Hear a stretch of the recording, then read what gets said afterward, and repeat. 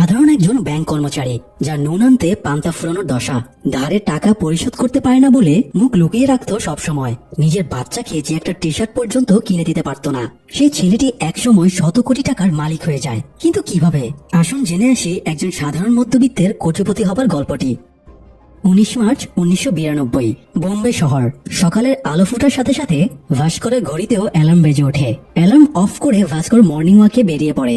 Morning walk শেষে টুকটাক জিনিস কিনে যখন সে বাড়ি ফিরছিল, তখন সিবিআই অফিসারেরা তার রাস্তা আটকে দাঁড়ায়। চিফ ইনভেস্টিগেশন অফিসার লক্ষণ রাও ভাস্করকে গাড়িতে তুলে নেয় এবং বলে তার বিরুদ্ধে ইনকোয়ারি হবে।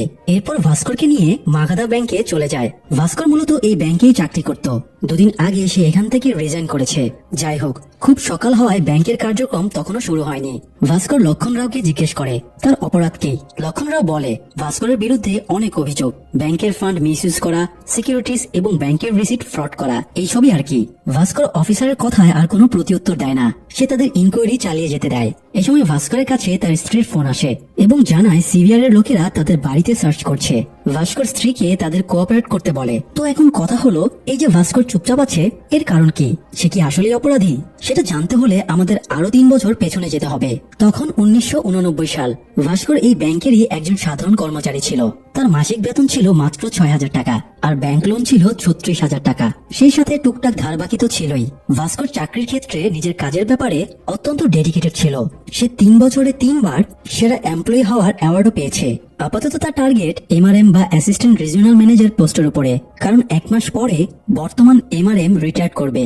ভাস্করের ধারণা ওনার রিটায়ারের পরে সেই পদটা পাবে। ভাস্কর আরেকটা জিনিসের উপরে খুব ইন্টারেস্টেড, সেটা হলো মারুতি 800 মডেলের গাড়ি। এই গাড়িটা ব্যাংকের সম্পত্তি। গাড়িটা যার ছিল সে এটার লোন শোধ করতে পারেনি, তাই ব্যাংক গাড়িটা সিজ করে এখানে ফেলে রেখেছে। ভাস্কর রোজ গাড়িটা দেখে আর ভাবে এই গাড়িটা যদি সে কিনতে পারতো, কিন্তু তার আগে তো নিজের নেওয়া লোনগুলো শোধ করতে হবে, তা না হলে এরকম স্বপ্ন দেখা বৃথা। যাই হোক, বেতনের টাকায় ভাস্কর কুলাতে পারতো না, তাই সে একটা সাইড ইনকামের পথ বের করে। ব্যাংকে আসা কাস্টমারদের সে ফর্ম পূরণ করে দিত আর এভাবে এক্সট্রা কিছু টাকা ইনকাম হয়ে যেত। তো কাজ শেষ করে বাড়ি ফেরার সময় কলোনির ভেতর দিয়ে যাবার সময়ে অনেক মানুষ ভাস্করের দিকে বিরক্তি ভরে তাকাতো, কারণ তারা সবাই ভাস্করের কাছে টাকা পায়। ভাস্কর অবশ্য তাদের আজ দেবো কাল দেবো বলে কোনো রকমে দাবিয়ে রাখতো। এতগুলো চোখকে ফাঁকি দিয়ে শেষমেশ সে বাড়িতে পৌঁছায়। ভাস্করের বাড়িতে আছে তার বাবা প্রহ্লাদ কুমার, যিনি একসময় চার্টার্ড অ্যাকাউন্টেন্ট ছিলেন। রিটায়ারমেন্টের পরে বন্ধুর সাথে ব্যবসা শুরু করেন, কিন্তু ওনার বন্ধু ওনাকে ধোঁকা দিয়ে সব টাকা মেরে দেয়। সেই থেকে উনি আর কারোর সাথে সেভাবে কথা বলেন না, ঘর থেকেও বের হন না। ভাস্করের মা ছোটবেলাতেই মারা গিয়েছে। এক ভাই আছে যে ইঞ্জিনিয়ারিং পড়ছে, এক বোন ডিগ্রি কলেজে পড়ছে। এছাড়া ভাস্করের স্ত্রী এবং এক ছেলে রয়েছে। এই হলো ভাস্করের ফ্যামিলি। এদের নিয়ে কোনো রকমে কষ্টমষ্ট করে তার দিন কাটছে। যাই হোক, আজ রাতে ভাস্করের শালার ছেলের জন্মদিন ছিল, তো এই জন্য তারা সেখানে যাওয়ার জন্য রেডি হচ্ছিল। ভাস্করের স্ত্রী সুমতি বলে তাদের কোনো একটা গিফট নিয়ে যাওয়া উচিত, কিন্তু ভাস্করের কাছে গিফট কেনার মতো কোনো টাকা ছিল না।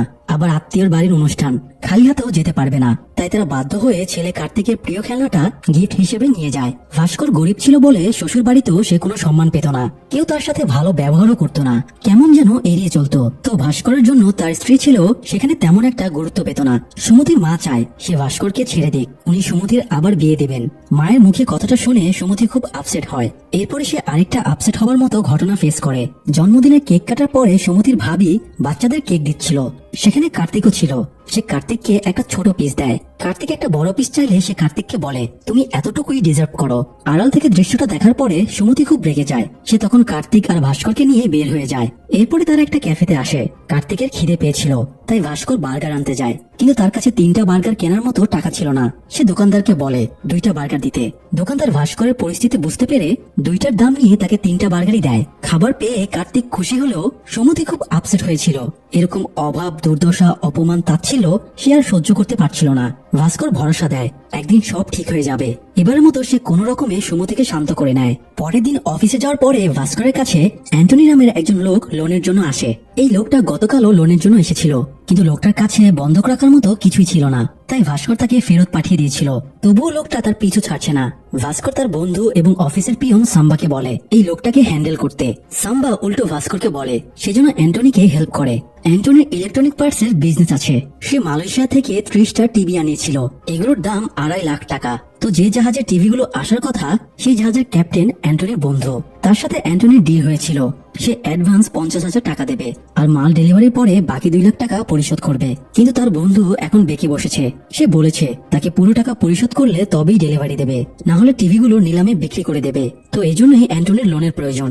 সাম্বা ভাস্করকে বুদ্ধি দেয়। ভাস্করের শালা কনস্ট্রাকশন কাজে প্রচুর টাকা কামিয়েছে। সে যদি 2 লাখ টাকা ম্যানেজ করে অ্যান্টনিকে দেয় তাহলে সে টিভিগুলো ছাড়িয়ে নিতে পারবে। আর বর্তমানে ইন্ডিয়াতে টিভির যেমন চাহিদা তেমনি দামও বেশি। অ্যান্টনি টিভিগুলো বিক্রির পরে লাভের একটা অংশ ভাস্কর আর সাম্বাকেও দেবে। ভাস্কর সাম্বা আর অ্যান্টনির প্রস্তাবে হ্যাঁ না কিছুই বলে না। সে ভেবে দেখবে জানিয়ে অ্যান্টনিকে আপাতত বিদায় করে। পরের দিন সকালে ভাস্কর বাড়ি থেকে অফিসের জন্য বের হচ্ছিল, তখন তার এক পাওনাদার পাটেল ভাই তাকে আটকায়। এই লোক ভাস্করের কাছে 10,000 টাকা পেত। সে ভাস্করের সাথে খুব খারাপ ব্যবহার করে, ভাস্করকে অপমান করে তার স্কুটারটা নিয়ে চলে যায়। স্কুটার না থাকায় ভাস্কর ট্যাক্সিতে করে অফিসে যাওয়ার প্ল্যান করে, কিন্তু তার কাছে ভাড়া ছিল না। তাই দৌড়ে সে অফিসে যায়। অফিসে গিয়ে সে আরেকটা শখ খায়। তার যে প্রমোশনটা পাওয়ার কথা ছিল সেই প্রমোশনটা অন্য কেউ পেয়ে গিয়েছে। এটা নিয়ে ভাস্কর খুব আপসেট হয়ে যায়। এই মধ্যে সাম্বা একটা রেফারেন্স লেটার ভাস্করকে দেখায় এবং বলে জিএম স্যার সুধীরের কাছে টাকা খেয়ে তার নাম জিএম স্যারের কাছে সাজেস্ট করেছিল। এই লেটারে সুধীর ছাড়া আর কাউকেই রেফার করা হয়নি। এটা দেখে ভাস্কর খুব রেগে যায়। সে সোজা এজিএম স্যারের কাছে গিয়ে এটা সেটা বলতে শুরু করে। তখন এজিএম স্যারও রেগে যায় আর বলে ভাস্কর যে চাকরির পাশাপাশি মানুষের ফর্ম পূরণ করে টাকা নেয় এটা তিনি জানেন। তিনি জিএম স্যারের কাছে এই ব্যাপারে কমপ্লেন করবেন। এটা শুনে ভাস্কর ঘাবড়ে যায়। চাকরি বাঁচাতে সে এজিএম এর হাত পা ধরে কান্নাকাটি শুরু করে। শেষে অফিসের অন্যদের সুপারিশে এজিএম এবারের মতো ভাস্করকে মাফ করে দেয়। তবে এই ঘটনা থেকে ভাস্কর শিক্ষা পায়, ভালো মানুষ হয়ে এই দুনিয়ায় টেকা যাবে না। সে আবার ভিন্ন পথে পা বাড়ায়। ভাস্কর অ্যান্টনিকে ডাকে এবং তাকে 2 লাখ টাকা তুলে দেয়। অ্যান্টনিকে টাকা দিতে দেখে সাম্বা জিজ্ঞেস করে ভাস্কর এত টাকা কোথায় পেল। ভাস্কর বলে সে ব্যাংকের ভোল্ট থেকে এই টাকা নিয়েছে। সাম্বা ভয় পেয়ে যায়। এই কথা জানাজানি হলে চাকরিটা তো যাবেই, সাথে জেল জরিমানা তো আছেই। এছাড়া ভাস্করের মতো সৎ মানুষের এরকম কাজ মানায় না। ভাস্কর বলে 2 দিন পরে বাবাকে হাসপাতালে চেক আপে নিয়ে যেতে হবে, 1 সপ্তাহ পরে বাচ্চার স্কুলের ফিস দিতে হবে, ভাই বোনের কলেজের ফিস দিতে হবে। অথচ তার কাছে বাড়ি ফেরার জন্য বাসের টিকিট কাটারও টাকা নেই। দেয়ালে যখন পেট ঠেকে গিয়েছে তখন আর সততা দিয়ে কি হবে। তাই এবার ভাস্কর সব ধরনের রিস্ক নিতেই রাজি আছে। যাই হোক, অ্যান্টনিকে টাকা দিয়ে ভাস্কর বলে তার টিভিগুলো বিক্রি করে যা লাভ হবে তার 20% শেয়ার তাকে আর সাম্বাকে দিতে হবে। অ্যান্টনি ভাস্করের কথায় রাজি হয়ে যায়। এরপরে ভাস্কর বাড়ি ফিরে আসে। অ্যান্টনির 2 ঘন্টা পরে টাকা ফিরিয়ে দেবার কথা ছিল, কিন্তু ঘন্টার পর ঘন্টা কেটে যাওয়ার পরেও তার আসার নামগন্ধ নাই। তাই ভাস্কর অনেক উল্টাপাল্টা কথা ভাবতে শুরু করে। টেনশন করতে করতে ভাস্করের চোখটা একটু লেগে এসেছিল। তখন সুমতি তাকে ডেকে বলে সাম্বা এসেছে।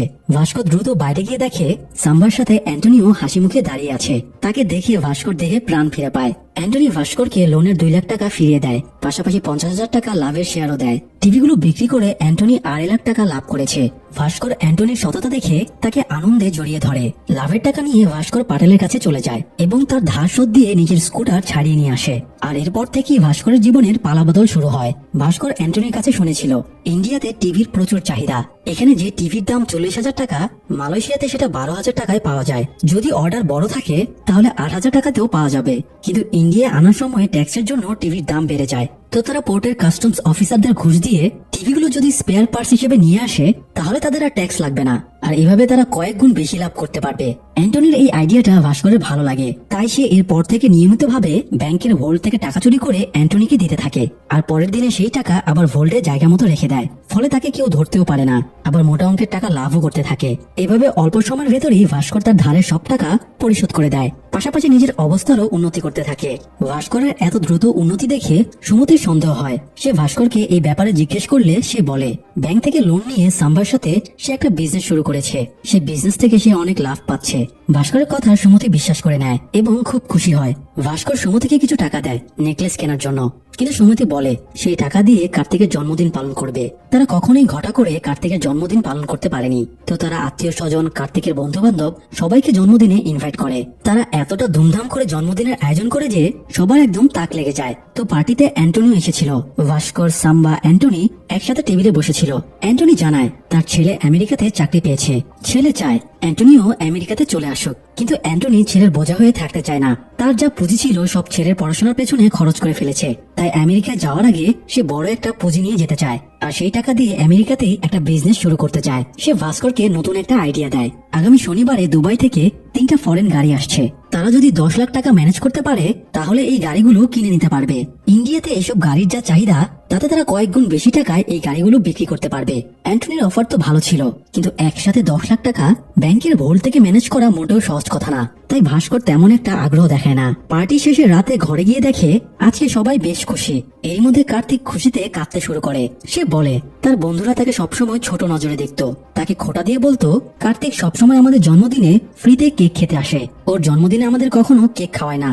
আজ নিজের জন্মদিনে বন্ধুদের কেক খাওয়াতে পেরে কার্তিকের মনের সব বেদনা দূর হয়ে গেছে। কার্তিক সবসময় তার নানা বাড়িতে একই টি শার্ট পরে যেত, তাই তার মামাতো ভাই তাকে খোঁচা দিয়ে বলতো তোর বাবা কি তোকে টি শার্ট কিনে দিতে পারে না, সবসময় একই জিনিস পরে আসিস। আজ কার্তিকের গায়ে কোট প্যান্ট দেখে মামাতো ভাইয়ের কথাই বন্ধ হয়ে গেছে। তাই কার্তিক বাবা মায়ের কাছে প্রমিস করে এখন থেকে সে আর কখনো তাদের অবাধ্য হবে না। ছেলের এমন আনন্দ দেখে ভাস্কর আবারও নিজের মত পাল্টায়। সে ভাবে এদের খুশি রাখা তার দায়িত্ব, আর এই জন্য তাকে আরো টাকা কামাতে হবে। তাই ভাস্কর অ্যান্টনিকে ফোন দিয়ে বলে সে তাকে শনিবারে 10 লাখ টাকা ম্যানেজ করে দেবে। তো শনিবার ভাস্কর ব্যাংকে গিয়ে অনেক ঝামেলা বিপদ সামলে 10 লাখ টাকা বের করে এনে অ্যান্টনিকে দেয়। সেই টাকা দিয়ে অ্যান্টনি গাড়ি 3টা ছাড়িয়ে নেয়। কিন্তু এরপরই তারা বড় এক সমস্যায় পড়ে। তাদের যে লোকের কাছে গাড়িগুলো বিক্রি করার কথা ছিল সেই লোকটা পুলিশের হাতে ধরা পড়েছে। তাই এখানে গাড়ি কেনার মতো আর কোনো ক্লায়েন্ট নেই। তারা 3 জনে মহা বিপদে পড়ে যায়। কাল রবিবার ব্যাংক বন্ধ, পরশু সোমবার ব্যাংক খুলবে, আর ভাস্করকে সোমবার সকালেই ব্যাংকের ভোল্টে জায়গা মতো টাকা রাখতে হবে, না হলেই খেল খতম। ভাস্কর অ্যান্টনিকে খোঁজ নিতে বলে অন্য কোনো প্রদেশে এইসব গাড়ি কেনার লোক আছে কিনা। অ্যান্টনি খোঁজখবর নিয়ে জানতে পারে গোয়াতে একজন ক্লায়েন্ট আছে যে গাড়িগুলো কিনবে। তারা তখনই গোয়া যাওয়ার প্ল্যান করে, কিন্তু পথে 2টা পুলিশ চেকপোস্ট পড়ে। তারা এই ইম্পোর্টেড কার নিয়ে কখনো চেকপোস্ট পার হতে পারবে না। তাই ভাস্কর একটা প্ল্যান খাটায়। প্রথমে তারা গাড়িতে সরকারি ফেক নম্বর প্লেট বসায়, তারপর 3 জন ফকিরকে মন্ত্রীদের মতো ড্রেস পরিয়ে মন্ত্রী সাজায় এবং একজন কলগাল ভাড়া করে তাকে মডেল সাজায়। এরপরে তাদেরকে গাড়িতে নিয়ে ভিআইপি পরিচয় দিয়ে 2টো পুলিশ চেকপোস্টকেই ফাঁকি দিয়ে গোয়ায় পৌঁছে যায়। সেখানে গিয়ে তারা 10 লাখের গাড়িতে 20 লাখ টাকা লাভ করে। ভাস্কর এই লাভের টাকা থেকে 1 লাখ টাকা করে ফকিরদের এবং কলগালকে দেয়। বাকি টাকা সে অ্যান্টনি আর সাম্বা ভাগ করে নেয়। যাই হোক, ঝামেলা মিটিয়ে তারা অ্যান্টনিকে এয়ারপোর্টে ছেড়ে দেয়। এরপরে ভাস্কর বাড়িতে গিয়ে তার কয়েকটা ড্রেস টাকার ব্রিফকেসে ভরে নেয়। তারপর সে অফিসের উদ্দেশ্যে রওনা দেয়। অফিসে এসে ভাস্কর টেনশনে পড়ে যায়। সে খেয়াল করে ব্যাংকে পুলিশ এসেছে। ভাস্কর ভাবে হয়তো তার ভোল্টে থেকে টাকা নেওয়ার খবর ফাঁস হয়ে গেছে। ভাস্কর ভয়ে ভয়ে ব্যাংকে ঢোকে। এরপরে জানতে পারে পুলিশ আসলে তার জন্য আসেনি, বরং এজিএম এবং এআরএম লোন দেওয়ার বিনিময়ে মানুষের কাছে পার্সেন্টেজ নিত। এই স্ক্যামের জন্যই তাদের ধরতে পুলিশ এসেছে। এটা শোনার পরে ভাস্কর কিছুটা হাঁপ ছেড়ে বাঁচে। এত সব ঝামেলার মাঝেও সে এক ফাঁকে ব্রিফকেসের টাকাগুলো ভোল্টে রেখে দেয়। এর ঠিক একটু পরেই ভাস্করের ব্রিফকেসটা জিএম স্যারের নজরে আসে। জিএম স্যারের ভাস্করের উপরে সন্দেহ হয়। তিনি ভোল্ট ম্যানেজারকে ভোল্টের গতদিনের কালেকশন চেক করার নির্দেশ দেয় আর ভাস্করকে তার ব্রিফকেস খুলে দেখাতে বলে। ভোল্ট ম্যানেজার জানায় টাকার অ্যামাউন্ট ঠিক আছে। ভাস্কর ব্রিফকেস খুলে দেখায় সেখানে জামা কাপড় ছাড়া আর কিছুই নেই। জিএম এবার নিশ্চিন্ত হয়ে চলে যায়। এই ঘটনার পরে ভাস্কর ভাবে সে এসব অপরাধ জগৎ ছেড়ে দেবে। সে নিজের সিদ্ধান্ত সাম্বাকেও জানায়, কিন্তু সাম্বা এভাবে গরিব জীবন কাটাতে চাইছিল না। সে ব্যাংকের পিয়নের চাকরি ছেড়ে দিয়ে নিজের একটা ব্যবসা শুরু করে। আর ভাস্করও গুনে দেখে সে মোট 6 লাখ টাকা জমিয়েছে। সে টাকাগুলো পরিবারের সব সদস্যের নামে আলাদা আলাদা কৌটোতে জমিয়ে রাখে। কিন্তু এরই মধ্যে তার ভাইয়ের লন্ডনের একটা কলেজে অ্যাডমিশন হয়ে যায়। এম্বাসিতে কথা বলে জানতে পারে সব প্রসেসিং এর জন্য 6 লাখ টাকা লাগবে। ভাইয়ের ফিউচারের কথা ভেবে ভাস্কর তার জমানো সব টাকা খরচ করে ভাইকে লন্ডনে পাঠিয়ে দেয়। ফলে ভাস্কর যেখান থেকে সব শুরু করেছিল আবার সেখানে ফিরে আসে। যাই হোক, জিএম এবং এআরএম এ ধরা পড়ায় ভাস্করের কপাল খুলে যায়। ব্যাংকে যেহেতু 2টো পোস্ট খালি হয়ে গিয়েছিল, তাই জিএম এর রেফারে চেয়ারম্যান স্যার ভাস্করকে এজিএম পোস্টের প্রমোশন দেয়। যেহেতু ভাস্করের ডিউটি রেকর্ড খুব ভালো ছিল, তাই তাকেই এই পদের জন্য মনোনীত করা হয়। ভাস্করের বেতন 6,000 থেকে একদম 19,500 হয়ে যায়। সাথে তো অন্যান্য বোনাস আছে। ভাস্কর আনন্দে একদম আত্মহারা হয়ে যায়। চেয়ারম্যান স্যার ভাস্করকে জিজ্ঞেস করে তার আর কোনো চাওয়া আছে কিনা। ভাস্কর বলে ব্যাংকের ওই মারুতি 800 মডেলের গাড়িটা তার অনেক পছন্দের। চেয়ারম্যান স্যার হেসে ভাস্করকে গাড়িটা দিয়ে দেয়। এজিএম হিসেবে কাজ শুরু করার আগে চেয়ারম্যান স্যার ভাস্করকে একজন স্পেশাল ক্লায়েন্টের ব্যাপারে সাবধান করে দেয়, যার নাম হার্ষা মেহরা। বলা চলে হার্ষা মেহরা তাদের ইলিগাল ক্লায়েন্ট। এখানে ব্যাংকে একটা সিন্ডিকেট আছে। আমাদের সাধারণ পাবলিকদের যেরকম লোনের প্রয়োজন হয়, অনেক সময় ব্যাংকেরও লোনের দরকার হয়। তখন এক ব্যাংক থেকে অন্য ব্যাংকে লোন নেওয়ার প্রয়োজন হয়, কিন্তু আইন অনুযায়ী ব্যাংক থেকে ব্যাংকে লোন দেওয়া নেওয়া নিষিদ্ধ। তাই এক ব্যাংকের কর্তৃপক্ষ একজন ব্রোকারের অ্যাকাউন্টে টাকা পাঠিয়ে দেয়, আর ব্রোকার সেই টাকা অপর ব্যাংকের অ্যাকাউন্টে পাঠিয়ে দেয়। এভাবে যখন লোন পরিশোধের সময় হয় তখন আবার তারা সেম প্রসেসে ব্যাংকের টাকা পরিশোধ করে দেয়। তো এই হাসা মেয়েরা হলো সেই ব্রোকার। সে মাগাদা ব্যাংক আর কাটারি ব্যাংকের মধ্যে ব্রোকার হিসেবে কাজ করে। যাই হোক, হাসার হয়ে তার সব টাকা আদান প্রদান, কাগজপত্র সব দেখাশোনা সুরজ নামের একজন করত। সুরজ ভাস্করের কাছে আসে লোনের চেক ইস্যু করার জন্য। ভাস্কর সুরজকে লোন পরিশোধের জন্য 14 দিনের সময় দেয়। সুরজ বলে তাদের লোন পরিশোধ করতে কিছুদিন লেটও হয়ে যেতে পারে, তাই ভাস্করকে ঘুষ হিসেবে একটা দামি ঘড়ি গিফট দেওয়ার চেষ্টা করে। কিন্তু ভাস্কর তার গিফট ফিরিয়ে দিয়ে বলে 14 দিনের একদিনও যেন লেট না হয়। নির্ধারিত সময় শেষে সুরজ লোনের টাকা ফেরত দিতে আসে। সুরজ চলে যাওয়ার পরে ভাস্কর হাসার ব্যাংক স্টেটমেন্ট চেক করতে গিয়ে কিছু অদ্ভুত ব্যাপার লক্ষ্য করে। তারা হাসার অ্যাকাউন্টে যে টাকা পাঠিয়ে দেয় সেই টাকা হাসা আরেকটা অ্যাকাউন্টে ট্রান্সফার করে, আর এভাবে নিজেদের মধ্যে টাকা আদান প্রদান করে। কিন্তু আশ্চর্যের ব্যাপার হলো তারা যে কাটারি ব্যাংকের নামে লোন নেয় স্টেটমেন্টে সেই কাটারি ব্যাংকের নাম উল্লেখ নেই, অর্থাৎ তারা যে লোন ইস্যু করে সেটা কাটারি ব্যাংকে পৌঁছায় না। এই ব্যাপারটা নিয়ে আলোচনার জন্য ভাস্কর কাটারি ব্যাংকের এজিএম এর সাথে দেখা করে, কিন্তু এই লোক তো আগে থেকে হাসার কাছে বিক্রি হয়েছিল, তাই সে ভাস্করকে কোনো রকম সাহায্য করে না। ভাস্করের মনে প্রশ্ন আসে, হাসা তাহলে ব্যাংক লোনের টাকা দিয়ে কি করে? ভাস্কর খোঁজখবর নিয়ে জানতে পারে হাসা শেয়ার বাজারে একটা বড় সিন্ডিকেট চালায়। সে প্রথমে কোনো একটা কোম্পানির সব শেয়ার কিনে নেয়, এরপর তার লোকদের দিয়ে সেই শেয়ারগুলো উচ্চ প্রাইসে কেনায়। পরবর্তীতে যখন মার্কেটে সেই কোম্পানির শেয়ারগুলোর দাম বেড়ে যায় তখন সে সবগুলো শেয়ার একসাথে বিক্রি করে দেয়, আর এভাবে সে প্রতিবারে প্রচুর টাকা হাতিয়ে নেয়। ভাস্কর এটা জানার পরে ভেবেছিল সে চেয়ারম্যান স্যারকে সব জানিয়ে দেবে, কিন্তু পরে উপলব্ধি করে চেয়ারম্যান স্যারকে জানিয়ে দিয়ে তার কি লাভ, তার যেটাতে লাভ হবে সেটাই করা উচিত। এই জন্য সে পার্সোনালি সুরজের সাথে দেখা করে। ভাস্কর সুরজকে শর্ত দেয় সে তাদের যতগুলো লোন পাইয়ে দেবে তার বিনিময়ে ভাস্করকে 1% কমিশন দিতে হবে। পাশাপাশি তারা যেসব শেয়ার কিনবে বা বিক্রি করবে সেগুলোর ইনফরমেশন ভাস্করকে একদিন আগে জানাতে হবে। উপায় না পেয়ে সুরজ ভাস্করের শর্ত মেনে নেয়। এরপর থেকে ভাস্করের উন্নতির দুয়ার আবারও খুলে যায়। তার কাছে বান্ডিল বান্ডিল টাকা আসতে শুরু করে। সে এক চান্সে সুরজের কাছ থেকে কমিশনের 25 লাখ টাকা পেয়ে যায়। কিন্তু এতগুলো টাকা সাধারণ ব্যাংকের কাছে থাকলে যে কেউ সন্দেহ করবে, তাই এই কালো টাকা সাদা করার জন্য ভাস্কর আনোয়ার নামের একজনের সাথে দেখা করে। আনোয়ার টাকাগুলো লটারি টিকিটের পেছনে ইনভেস্ট করতে বলে। তারা একটা লটারি কোম্পানির কাছে যায়, তারপরে 25 লাখ টাকা এবং 3% কমিশন তাদের দিয়ে দেয়। বিনিময়ে লটারি কোম্পানি ভাস্করকে লটারির প্রথম প্রাইজটা পাইয়ে দেয়। পরের দিন পত্রিকায় নিজের লটারি নম্বর চেক করে ভাস্কর এমন একটিং করে যেন সে ভাগ্যক্রমে 25 লাখের লটারি জিতে গেছে। এভাবে সে পরিবার এবং বাইরের লোকদের বোঝায় যে সে লটারি থেকে 25 লাখ টাকা পেয়েছে। এখান থেকে কমিশন, ট্যাক্স সব বাদ দিয়ে ভাস্কর 17 লাখ টাকা পেয়ে যায়। এরপরে সে একটা ট্রেডিং অ্যাকাউন্ট খোলে। এরপরে এই টাকাটা সে শেয়ার মার্কেটে লাগিয়ে দেয়। ভাস্কর সুরজের কাছ থেকে ইনফরমেশন নিত আর সেই অনুযায়ী নিজের অ্যাকাউন্টের মাধ্যমে ট্রেডিং করত। আর এইভাবে সে জাস্ট 2 সপ্তাহে এই 17 লাখ টাকাকে 70 লাখ টাকা বানিয়ে ফেলে। তো এই ছিল ভাস্করের বড়লোক হবার গল্প। এদিকে অফিসার লক্ষণ রাও ভাস্করের অ্যাকাউন্ট ডিটেলস চেক করে দেখে তার অ্যাকাউন্টে 100 কোটি টাকা রয়েছে। এমন দেখে তার মাথা ঘুরে যায়। সে অ্যাকাউন্ট স্টেটমেন্ট চেক করে দেখে ভাস্কর সত্যিই 2 সপ্তাহে 70 লাখ টাকা কামিয়েছিল। তবে সে আরেকটা জিনিস খেয়াল করে, ভাস্কর আবার একদিনেই 69 লাখ টাকা খরচ করেছে। লক্ষণ রাও জিজ্ঞেস করে ভাস্কর একদিনে এত টাকা কিভাবে খরচ করলো? তখন ভাস্কর জানায় এই টাকা ব্যাংকে রাখার কয়েকদিন পরেই তার বোনের বিয়ে ঠিক হয়ে যায়। তো বিয়ের শপিং করতে তারা একটা দোকানে ঢোকে। ভাস্কর এবং তার পরিবারের লোকজনকে দেখে সাধারণ মধ্যবিত্ত মনে হচ্ছিল, তাই দোকানের মালিক কর্মচারী কেউ তাদের তেমন পাত্তা দিচ্ছিল না, বেশ অসম্মান করছিল। এই ব্যাপারটা ভাস্করের ইগোতে লেগে যায়। সে তখনই দোকান থেকে বেরিয়ে যায় এবং সব টাকা ব্যাংক থেকে তুলে আনে। সেই টাকা দিয়ে প্রথমে সে একটা দামি গাড়ি কিনে, দামি জামা কাপড়, ঘড়ি, জুতো কিনে সেগুলো পরে আবারও সে দোকানের সামনে এসে ভিআইপি গেট আপে গাড়ি থেকে নামে। তারপরে দোকানে গিয়ে সমস্ত দামি গহনা কিনে নেয়। আগেরবার যারা ভাস্করের সাথে ঠিকমতো কথাও বলছিল না, এবার তারা তোষার মধ্যে একদম ভরিয়ে ফেলে। আর মূলত এভাবে ভাস্কর তার টাকাগুলো খরচ করে ফেলে। যাই হোক, বোনের বিয়ে দিতে গিয়ে ভাস্করের যত লিগ্যাল টাকা ছিল সব ফুরিয়ে যায়। তো এর পরের বার সুরজের কাছ থেকে পাওয়া কমিশনের কালো টাকা নিয়ে ভাস্কর আবারও আনোয়ারের কাছে যায়। আনোয়ার বলে 3 মাসে পর পর 2 বার লটারি জিতলে ইনকাম ট্যাক্স ঝামেলা করতে পারে, তাই সে ভাস্করকে বুদ্ধি দেয় তারা এই টাকাগুলো নিজেদের লোক দিয়ে দেশের বাইরে হুন্ডি করে পাঠিয়ে দেবে। এরপর বাইরের দেশ থেকে বিভিন্ন অর্ডার পার্চেজের মাধ্যমে তারা টাকাগুলো আবারও পাঠিয়ে দেবে। কিন্তু এর জন্য একটা প্রাইভেট লিমিটেড কোম্পানির প্রয়োজন। সমুদ্রের অনেকদিন ধরে একটা খাবারের রেস্তোরাঁ দেওয়ার ইচ্ছা ছিল। ভাস্কর এবার এই সুযোগটা কাজে লাগায়। সে সমুদ্র থেকে একটা খাবারের শপ বানিয়ে দেয়, আর সেই শপের নামে ভাস্কর ফেক বিল বানিয়ে কন্টিনিউ কালো টাকা সাদা করতে থাকে। এভাবে সে ব্যাপক পরিমাণে টাকা কামিয়ে নিতে থাকে। সে বড়লোক থেকে আরো বেশি বড়লোক হয়ে যেতে থাকে। ফলে তার আচরণেও অনেক চেঞ্জ আসতে থাকে। তার ব্যবহার আচরণ অনেক বেশি রুড হয়ে যায়। সব জায়গায় টাকার গরম দেখাতে শুরু করে। প্রচুর পরিমাণে ড্রিঙ্কসও করা শুরু করে। এই নিয়ে সমুদ্রের সাথে তার মন কষাকষিও শুরু হয়ে যায়। এরই মধ্যে আবার আরেকটা ঘটনা ঘটে যায়। কাটারি ব্যাংকের এজিএম হরিহরন ভাস্করের সাথে দেখা করতে আসে। ভাস্কর হরিহরনকে জানায় তার ব্যাংকের নামে এখন পর্যন্ত 90 কোটি টাকার লোন ইস্যু হয়েছে। এটা শুনে হরিহরনের মাথা খারাপ হয়ে যায়। সে ভাস্করের কাছ থেকে লোনের বিয়ার স্টেটমেন্ট চেক করে বলে এগুলোতে সে সই করেনি, তার সই নকল করে কাটারি ব্যাংকের নামে লোন ওঠানো হয়েছে। হরিহরন একদম হতাশ হয়ে পড়ে। এত বড় অ্যামাউন্ট, এই কথা যদি বাইরে বের হয় তাহলে শেয়ার মার্কেট কলাপস হয়ে যাবে, ইন্ডিয়ার ইকোনমি একদম ভেঙে পড়বে। আতঙ্কে হরিহরন তখনই হার্ট অ্যাটাক করে। ভাস্কর তাকে দ্রুত হাসপাতালে নিয়ে যায়, কিন্তু তাকে আর বাঁচানো যায় না। হরিহরনের মৃত্যু ভাস্করের মনে ব্যাপক প্রভাব ফেলে।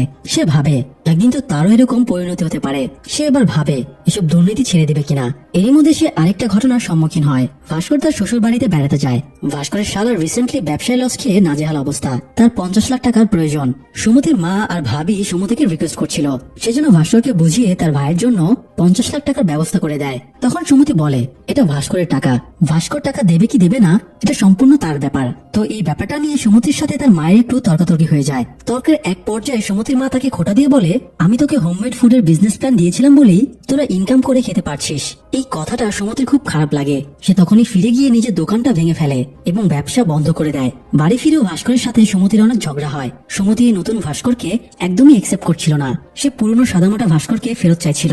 তাদের এই ঝামেলা দেখে ভাস্করের বাবা বেরিয়ে আসে এবং ভাস্করকে ওনার রুমে ডাকেন।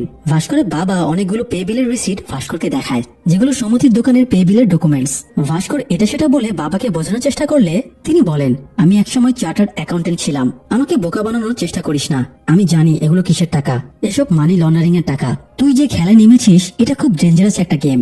একসময় টাকা কামানো পরিবারের চাহিদার জন্য ছিল, কিন্তু এখন তোর টাকার লোভ লেগে গেছে। দ্রুত টাকা কামানো আর দ্রুত গাড়ি চালানো দুটোই সাংঘাতিক এবং প্রাণঘাতী, তাই এই পথ থেকে সরে যা। বাবার কথা আমলে নিয়ে ভাস্কর বেরিয়ে আসে এবং দেখে সুমতি তাদের সব কথা শুনে ফেলেছে। এতে তাদের মধ্যে রেষারেষি আরো বেড়ে যায়। তো এরপরে ভাস্কর সিদ্ধান্ত নেয় সেসব অন্যায় কাজ ছেড়ে দেবে। এই জন্যই প্রথমে সে তার ট্রেডিং কোম্পানি বন্ধ করে দেয়। পরের বার যখন সুরজ হাসার লোনের পেপারস নিয়ে আসে, ভাস্কর সে পেপারস ছিঁড়ে ফেলে এবং সুরজকে বের করে দেয়। এমনকি সে জিএম এবং চেয়ারম্যান স্যারের নির্দেশও অমান্য করে নিজের সিদ্ধান্তে অটল থাকে। ভাস্কর যতগুলো মানুষের সাথে খারাপ ব্যবহার করেছিল তাদের সবার কাছে ক্ষমা চায়। ভাইকে লন্ডনে বাড়ি কেনার জন্য টাকা পাঠায়, বোনের নামে দুটো বাড়ি লিখে দেয়, শালাকেও 50 লাখ টাকা দেয়। পাশাপাশি শালাকে এটাও বলে তারা এই টাকা ফেরত দিতে হবে না, বিনিময়ে তার লাভের 10% শেয়ার যেন সাম্বাকে দেয়, কারণ সাম্বা ব্যবসায় লস খেয়ে সর্বশান্ত হয়ে গেছে। পাটেলের বাইক একবার ভাস্করের গাড়ির সাথে ধাক্কা খেয়েছিল, সে পাটেলের বাইক ভেঙে দিয়েছিল। এবার সে পাটেলকেও সরি বলে তাকে একটা নতুন বাইক কিনে দেয়, এমনকি নিজের প্রিয় মারুতি গাড়িটাও আরেকজন লোককে গিফট করে দেয়। এভাবে ভাস্কর তার প্রাপের প্রায়শ্চিত্ত করে। ফলে সমুদ্রের সাথেও তার মন কষাকষি ঠিক হয়ে যায়। কিন্তু তার এই ভালো হয়ে যাওয়া সবাই মেনে নিতে পারেনি। হাসার লোন অ্যাপ্রুভ না হয় জিএম স্যার ভাস্করকে ডেকে পাঠায় এবং লোন অ্যাপ্রুভ করতে ফোর্স করে। তাই ভাস্কর রাগ করে চাকরি থেকে রিজাইন দিয়ে চলে আসে। ভাস্করের এরকম সিদ্ধান্তে অফিসের সবাই খুব অবাক হয়ে যায়। তাছাড়া অফিসের সবাই ভাস্করকে খুব পছন্দ করত, তাই তার চলে যাওয়ায় সবাই অনেক আপসেটও হয়। আর এই চাকরি ছাড়া 2 দিন পরেই মানে আজকে সকালে সিবিআই অফিসাররা ভাস্করকে তুলে নিয়ে আসে। তো এই ছিল ভাস্করের এখন পর্যন্ত ঘটা সমস্ত কাহিনী। এবার দেখা যাক এরপরে তার সাথে আর কি কি ঘটে। সিবিআই অফিসার লক্ষণ রাও ভাস্করকে বলে ভাস্কর টেকনিক্যালি তার কালো টাকাকে সাদা করেছে, তাই তারা ভাস্করের উপরে মানি লন্ডারিং এর অভিযোগ আনতে পারবে না। তবে ইনকোয়ারির জন্য তারা ভাস্কর আর সমুদ্রের ব্যাংকের ট্রানজাকশন স্টেটমেন্ট আইটি আর ইডি ডিপার্টমেন্টে পাঠিয়ে দিয়ে তাদের অ্যাকাউন্ট ফ্রিজ করে দিতে পারবে। তখন অ্যাকাউন্ট আনফ্রিজ করতে ভাস্করের এই অফিস থেকে সে অফিস চক্কর কাটতে কাটতে জীবন পার হয়ে যাবে। অ্যাকাউন্ট আর কখনো সচল হবে না। তাই লক্ষণ রাও ভাস্করকে অফার করে সে যদি বাঁচতে চায় তাহলে যেন সে গ্রো হাই কোম্পানির নামে 100 কোটি টাকার একটা চেক বানায় আর সেই টাকাটা হাসার অ্যাকাউন্টে ট্রান্সফার করে দেয়। হাসার টাকাটা আবার এই ব্যাংকে ট্রান্সফার করে দেবে, এতে ভাস্করও বেঁচে যাবে, আবার ব্যাংকের টাকা ব্যাংকেই থেকে যাবে। লক্ষণ রাওয়ের ঢিল শুনে এবার ভাস্কর বুঝতে পারে এই লোকও পুরো স্ক্যামের সাথে জড়িত। ভাস্কর কোনো সিদ্ধান্ত নেওয়ার আগেই অফিসে জিএম এবং চেয়ারম্যান চলে আসে আর তারা ভাস্করকে দিয়ে জোর করে চেকে সাইন করে নেয়। ভাস্করও চেকে সাইন করে দিয়ে হাসতে হাসতে বেরিয়ে যায়। ওরা ভেবেছিল ভাস্করের গল্পটা হয়তো এখানেই শেষ, কিন্তু আসল ধামাকা হয় যখন তারা চেকটা ট্রানজাকশন করতে যায়। তারা জানতে পারে ভাস্কর 10 দিন আগেই তার অ্যাকাউন্টে সব টাকা উঠিয়ে নিয়েছে, সে সাথে অ্যাকাউন্টটাও ডিঅ্যাক্টিভেট করে দিয়েছে। এটা শুনে তো সবার মাথায় হাত। তারা ভাবতে থাকে এই ভাস্কর এখন আছে কোথায়। ভাস্কর অবশ্য ততক্ষণে প্লেনে বসে আছে এবং কিছুক্ষণের মধ্যে আমেরিকাতে ল্যান্ড করবে। আসলে ভাস্কর আগে থেকেই জানতো তার সাথে খারাপ কিছু ঘটবে, তাই সে কয়েক সপ্তাহ আগেই বাবার সাথে সবটা শেয়ার করে। ভাস্করের বাবা তাকে দেশ ছেড়ে দেবার সাজেশন দেয়। তো এই জন্য ভাস্কর একজন ব্রোকারের সাথে দেখা করে। ব্রোকার জানায় 1 কোটি টাকা খরচ করলেই আমেরিকার কন্ডিশনাল গ্রিন কার্ড পাওয়া যাবে আর 5 বছর পরে সিটিজেনশিপ। তো ভাস্কর আমেরিকায় যাওয়ার প্রস্তুতি নিতে থাকে। এছাড়া আমেরিকায় তো অ্যান্টোনিও ছিল, ভাস্কর তার কাছেও হেল্প নেয়। এবং তার মাধ্যমে সেখানে একটি হোটেল কিনে নেয়। বাকি টুকটাক কাজগুলোর জন্য সে তার বাবার বিভিন্ন পরিচিত লোকদের কাছে হেল্প নেয়। এভাবে সে খুব অল্প সময়ের মধ্যেই আমেরিকার ভিসা প্রসেসিং করে ফেলে, আর এভাবে সে পরিবার নিয়ে সেফলি দেশ ছেড়ে আমেরিকা যেতে সক্ষম হয়। তবে দেশ ছাড়ার আগে ভাস্কর আরেকটা ধামাকা করে দেয়। সে আরবিআই ডিপার্টমেন্টে চেয়ারম্যান এবং জিএম এর স্ক্যামের ব্যাপারে জানিয়ে দেয়। ফলে আরবিআই টিম মাগাদা ব্যাংকে ইনকোয়ারি করতে চলে আসে। ব্যাংকের স্টেটমেন্ট চেক করে তারা হাসা মেহরার নামটাও পেয়ে যায়। শুধু তাই না, এই কেসে সিবিআই অফিসার লক্ষণরাও ফেসে যায়। এদের সবার ঘন্টা বাজিয়ে দিয়ে ভাস্কর আমেরিকায় গিয়ে ফুলদমে হোটেল ব্যবসা চালাতে থাকে আর শান্তিতে পরিবার নিয়ে জীবন কাটাতে থাকে। সেই সাথে লাকি ভাস্করের গল্পটাও এখানেই শেষ হয়ে যায়। দর্শক, টাকা কামানোতে কোনো দোষ নেই, কিন্তু টাকা কামাতে গিয়ে যেন নিজের সততা, নৈতিকতা, বিবেকের বিসর্জন না যায়। মনে রাখবেন, টাকা গুরুত্বপূর্ণ, কিন্তু টাকাই সবকিছু না। টাকা দিয়ে সুখ, শান্তি, সম্পর্কের মান বজায় রাখা যায় না। তাই টাকা ইনকামের পাশাপাশি আমাদের আদর্শ মানুষও হয়ে উঠতে হবে। দর্শক, আজ এই পর্যন্তই। দেখা হবে পরের আয়োজনে। সবাই ভালো থাকুন। ধন্যবাদ।